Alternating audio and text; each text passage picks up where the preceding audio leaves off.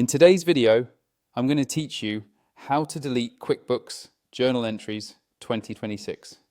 If you've made a journal entry in QuickBooks Online that needs to be removed, I'll walk you through the cleanest way to find it and delete it safely, while sharing a few tips to avoid common pitfalls. Keep in mind that deleting a journal entry permanently removes it from your books, which can change balances, reports, and reconciliations. If you're unsure, make a quick note of the date, accounts, and amounts before you proceed so you can recreate it if needed.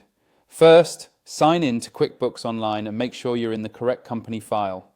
You'll need appropriate permissions to delete transactions, so if you don't see certain options later, check with your admin or accountant user. Next, open Settings. This is the gear icon in the upper right. From there, choose Chart of Accounts. The Chart of Accounts is your master list of every account in your books, and it's the most reliable place to pinpoint transactions tied to specific accounts. Find an account that was used on the journal entry you want to remove. Because a journal entry typically touches at least 2 accounts, you can open the register for any one of those affected accounts. Click View Register on that account to see the transaction history.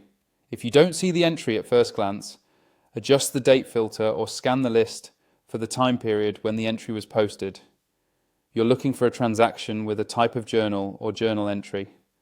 Once you spot it, select the journal entry you want to remove to open its details and confirm you've got the right one by checking the date, the debit and credit amounts, and any memo you may have added. Accuracy matters here, especially if similar entries exist. Now choose Edit to open the transaction in full.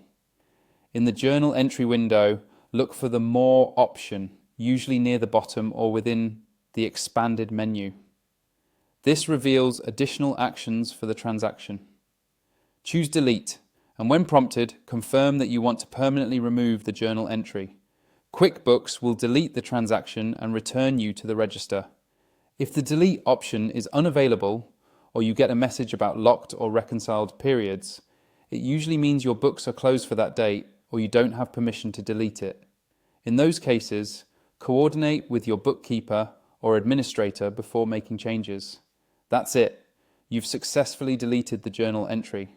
Afterward, consider reviewing any related reports to make sure your balances look as expected, and keep a brief note of what you changed for your records and audit log clarity.